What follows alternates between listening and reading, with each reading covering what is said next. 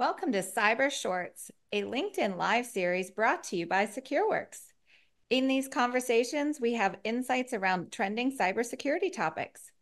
And again, I'm really excited to have Alex Rose back. She is our Director of Threat Research and Government Partnerships, and then myself, Stacy Leidwinger, part of our marketing team. Now think back to the last time you maybe visited a car dealership, either to buy a new car, maybe to get your car serviced. What would you think if you walked in and you were told today nothing can be achieved or accomplished, and you're not sure when the operation will be back up and running?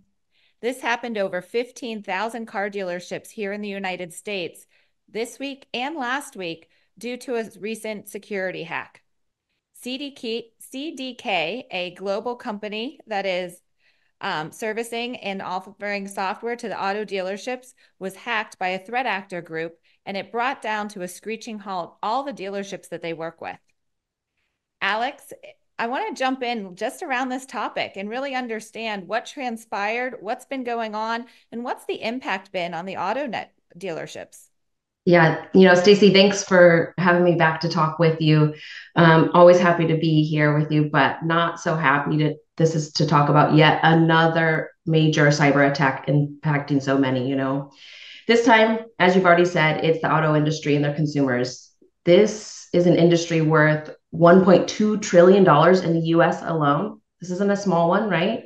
Reports even say that car dealerships accounted for 17% of all retail sales in the US in the month of May. So this definitely has a major impact. And what's happened is to CDK is not too dissimilar to what we've seen in the recent past throughout this past year with other ransomware attacks. This is a situation where an organization that serves in the supply chain of an industry has been hit with ransomware.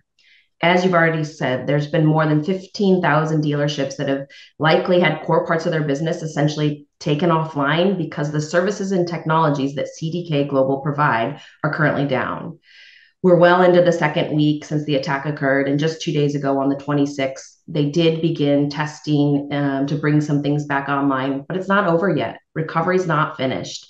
They've said that they don't expect to have everyone back up and running before the end of the month. And like many businesses, the end of the month is really crucial to, close up your book of business for the month. And so I know this must be a really hard time for folks. And unfortunately, the costs and impact just add up so quickly with an industry this size. I just think about, at the end of the day, some of it's an inconvenience, right? There's individuals that have been saving up, they've been planning, they're getting ready to make that car purchase. Others are, it's vacation time. They're thinking about taking that long road trip and trying to get their car serviced. But then I also think about the financial impact of these organizations that are not operating. There's individuals that haven't worked for over a week, and that impacts their paycheck. So the impact is quite large. Yeah, you've covered so much of it. I think it's not just about one dealership being hit. It's not just about that inability to sell a high dollar car here or there, right? It's cyber attacks like this that really put on display how interconnected things are and what dependencies one organization has on another. For those impacted, we're talking about slowing everything down in the best of scenarios, right? Bringing out that pen and paper to go ahead and carry out your business. But many have been taken out of commission for several days. This impact is going to vary and mean fewer or no new sales for folks. It means parts can't get ordered, service and repair can't take place. Ultimately, a ransomware attack like this isn't only impacting the one organization directly hit, but you alluded to this. It can also impact the livelihood of folks. This is paychecks for many people. And like we already talked, when you need your car repaired, your vehicle's out of commission. For some, that's a minor inconvenience, but for many, that really throws off so many things in their life. And this is where we really start to talk about layers of the impact with these types of attacks. Unfortunately, in this situation, that those layers are really twofold, two different categories that we're looking at here. One's the actual hack leading to impact downrange, so impact to dealers, the employees, the consumers. But we're also seeing these criminal money-making gangs take advantage of the situation, take advantage of the chaos. There have been reports that the gangs have started to reach out to dealerships, potential customers of CDK Global, and in their time of need, when they're like, what in the world can they do? These bad guys are calling up and saying, I'm technical support. I'm here to help you recover. but that's not the case. They are using social engineering tradecraft to try and gain access to their systems and keep this cycle of attack going further and further. Their goal is really to extort cash from you. They want to make money. And that's one of the things I know when we were prepping for the conversations that really struck me is it's almost a second layer of attacks now going down to the dealerships. They weren't the first ones that were attacked, but Yeah. now because they're in that vulnerable state, they're the ones that are getting hit. And this leads into my next question. We've talked about that many of these threat actor groups that do issue ransomware and these type of attacks, they're not necessarily going after a target. They're looking for those that are most vulnerable. Do we know how this attack started and how the potential threat group got in? No, at this time, the exact details haven't been made available. And while we're not part of the incident response effort for this current event, we do often get that emergency call when are in similar situations. And it's a terrible experience to go through, but we know all too well that the facts are emerging rapidly and the understanding is quickly evolving. So I don't expect that we'll know the extent of the impact for a bit of time, and we'll look to CDK as they're able to share those details with customers. That being said, we are familiar with how this group operates. It wouldn't be the first time we've seen them, right? Often they do gain initial access through phishing emails. They've been also known to abuse remote desk protocol, use the use of malicious ads or malicious downloads online, right? And of course, like many, taking advantage of unpatched internet facing vulnerabilities. So it will be interesting to see how they come out. But phishing is one of the top ways that this group does usually get into organizations. And Alex, what's the name of the group? I do think we have a threat profile that we can share with the Yeah, audience. absolutely. So this is the Black Suit Ransom Group. They previously operated Royal Ransomware, so we've been familiar with them for a few years now, and we do have a threat profile. We'll make sure to get shared in the chat with folks so that they can go and take a look at what we know. Thank you. I Yeah. think the other piece of media that I've seen out there is they've potentially paid the ransom. And I think this is sometimes hard for individuals to fully understand if they haven't experienced. Even if ransom is paid, it's not like a magic key that just unlocks all the systems and businesses get up and running. Can you talk a little bit about what that recovery looks like and what these organizations are going through trying to scramble and get the organizations back up?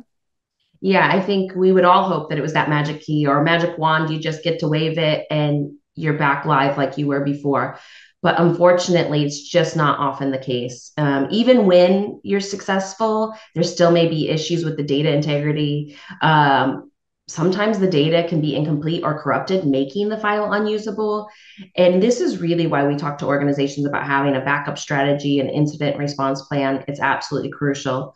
Recovery is going to take time no matter what, right? Often weeks to even months for that more complete recovery. But a response plan, that prep work does help in the recovery effort.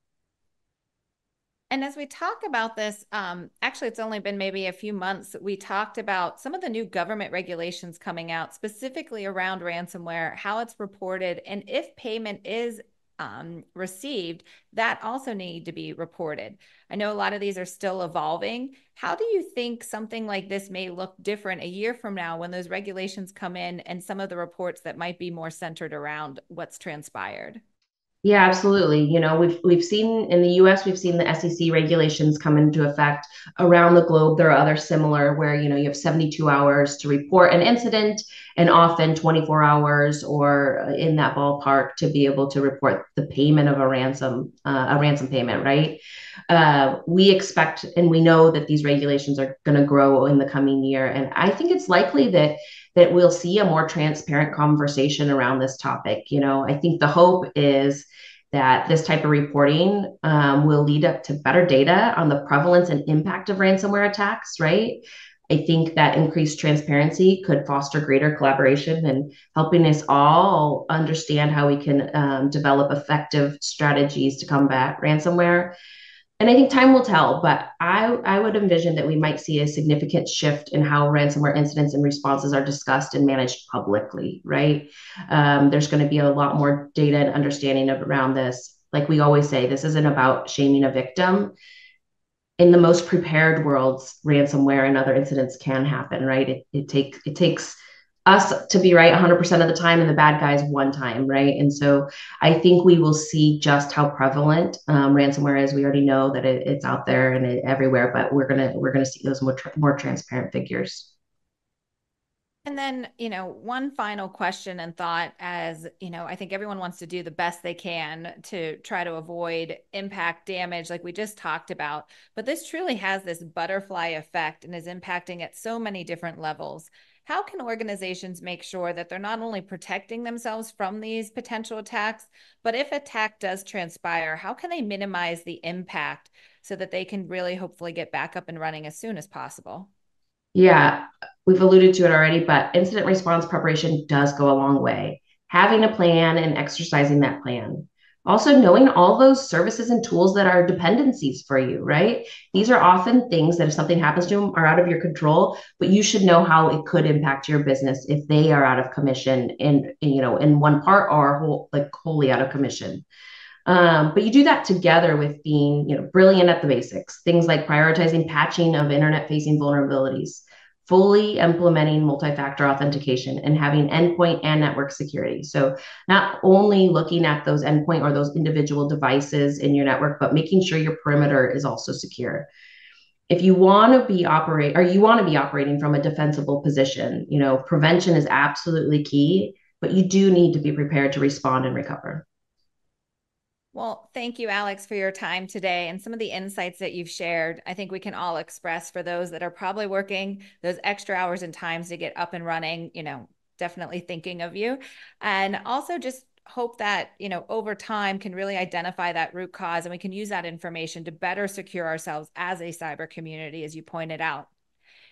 Now, for anyone that is still listening here, if you have any more questions or insights, please visit secureworks.com. We are here to help not only if you are facing an incident like this or you would like to improve your defenses. We also offer 24/7 monitoring where we can help prevent, detect, and respond to many of these threats just like this so that you have a partner at your side and hopefully can reduce that impact to any type of damage that your organization would face. Alex, I look forward to our next topic, and thanks for everyone that's tuned in today. Thanks, Stacy.